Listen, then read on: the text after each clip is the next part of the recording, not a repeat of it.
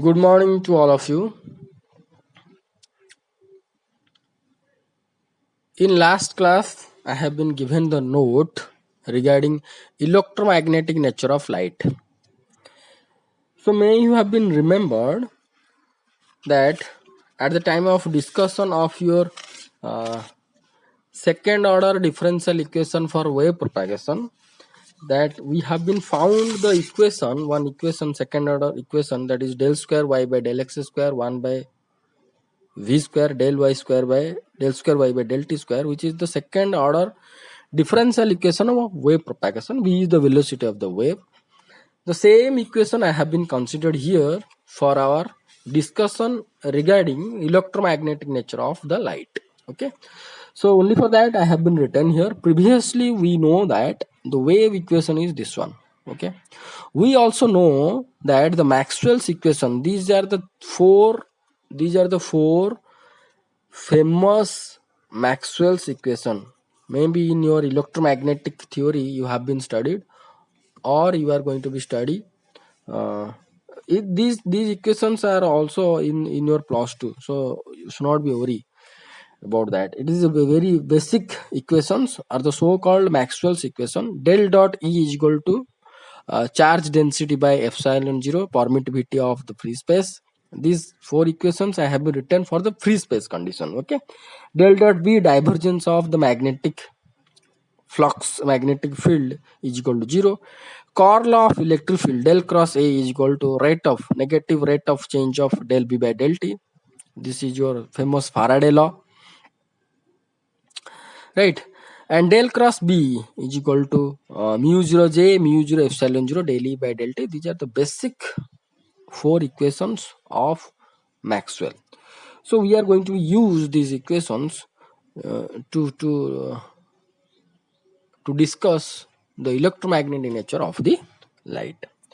So now the above four Maxwell's equations. So if we are going to consider charge free, there is no charge. So this is the charge density, rho is the charge density, and if charge free conducting medium, if we are going to be consider, there is no charge, means this is rho will be 0. The charge will, this is the charge density, charge free means rho will be 0. And current density, we know that sigma, and with electric field, sigma j current density is directly proportional to electric field, and j equal to sigma of electric field. This is the nothing but called the conductivity of the medium. This is sigma. So now these four equations will be, if rho equal to 0, then del dot E equal to 0, del dot B equal to 0, del cross B equal to minus del B by del T, and del B by del T will be equal to mu 0 rho E plus mu 0 epsilon 0 del E by del T, which is equation number 8. Now we have to consider equation number 7. This equation I am going to consider for our further discussion. Del cross E is equal to minus del B by del T. So and taking the curl, that is the equation number 7 is del cross E is equal to minus del B by del T, right? And now if I am going to consider the curl of this equation, this is the equation number 7, del cross E is equal to minus del B by del T, and the curl of this equation,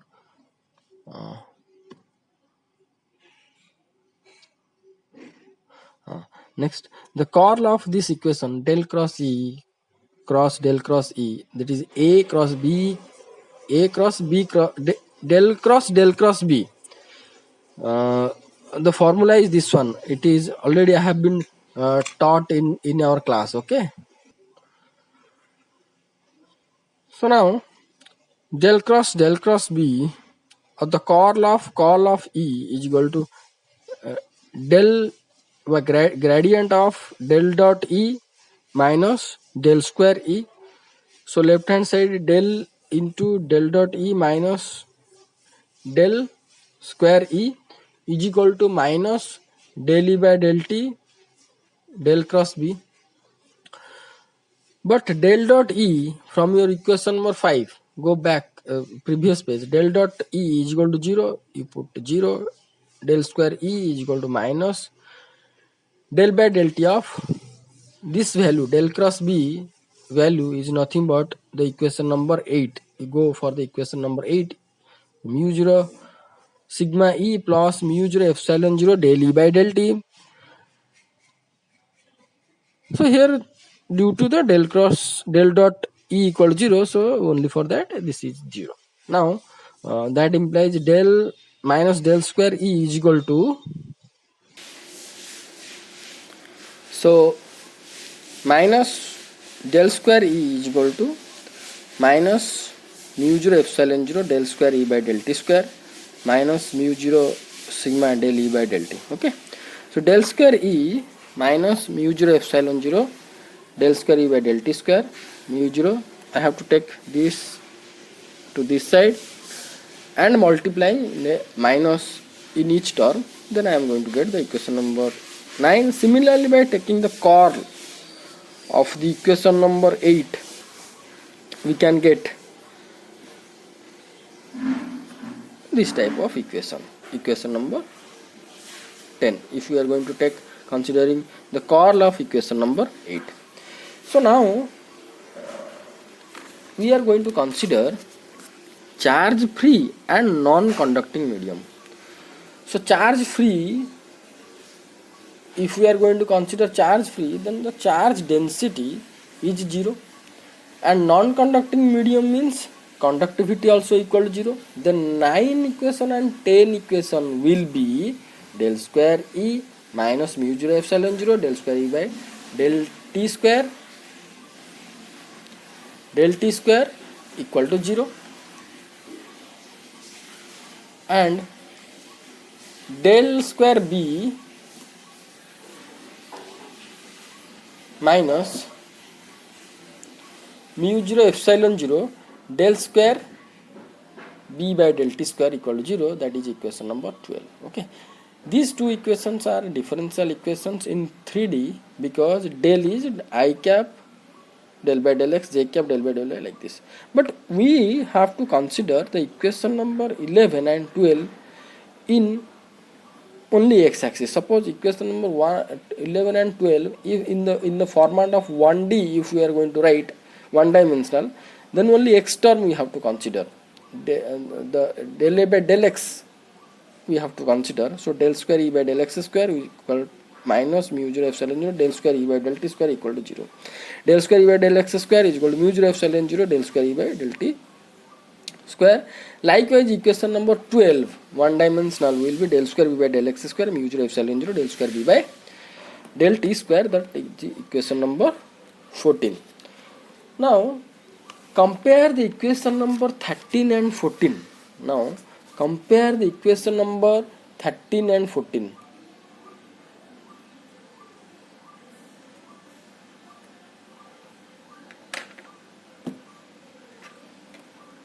Now compare the equation number 13 and 14.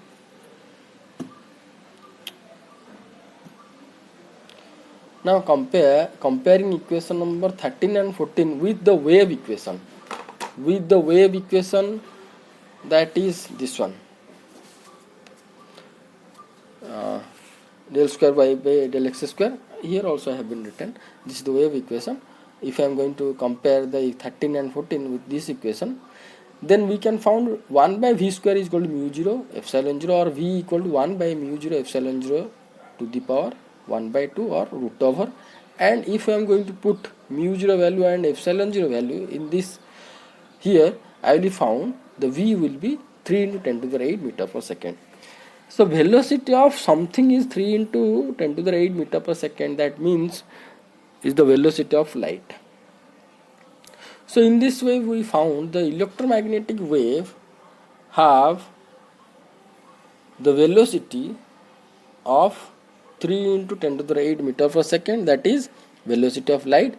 Hence we can say the electromagnetic wave is the light, or light is nothing but electromagnetic nature. Okay.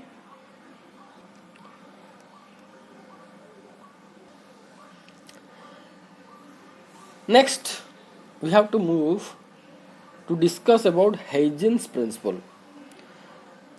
This page and next page, spatial and temporal coherence, two page I am going to be uploaded today. So this explanation is simple. Huygens principle somewhat this is one short, in short it is in your syllabus, so we have to discuss that. Every point, it is written that, first I am going to be study, read it. Every point on the primary wavefront act as a source of a new disturbance called secondary wavelets.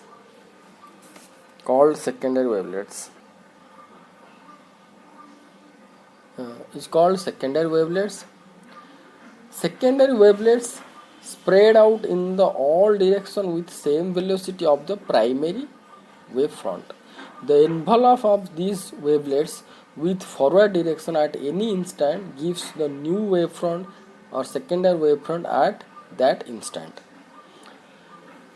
So here I am going to show you this first curve is represent the primary wavefront. Okay, this is the primary wavefront. That means AB curve is the primary wavefront, A dash B dash curve is the secondary wavefront, and on the primary wavefront, A and B, AB curve, on the primary wavefront, the so-called points, A, B, C, D, these are the points on the primary wavefronts. These are also be called as the sources of new disturbance called secondary wavelets. So this is the secondary sources for secondary wavelets. That means, suppose here it is a source, it is present. Suppose it is a light source is present here. So light source is spreading from this to the outward. Okay. So at a point, suppose in the AB is nothing but called as the curve. Let that is your primary wavefront. Let AB is the primary wavefront, AB, and A dash B dash is the secondary wavefront. If we are going to consider these are the points belongs to the source of the primary wavefront. Okay, so the same thing it has been written. Next we have to consider the temporal coherence and spatial coherence. Temporal coherence and spatial coherence. See, let's consider this is a wave. So here at A point and B point, the amplitude is minimum, but here and here, suppose this is the C and D, the C point and D point maximum amplitude is maximum. But whatever may be, if we are going to consider 2 points, suppose A and B, and their phase difference, so this at the point A the amplitude is 0, at the point B the amplitude is 0, hence the phase difference between A and B always equal to be 0, or we can say it is same with the time. With the time it will be minimum or at 0 amplitude, at B amplitude also 0. That means phase difference between A and B always remain constant if I am going to be consider with time.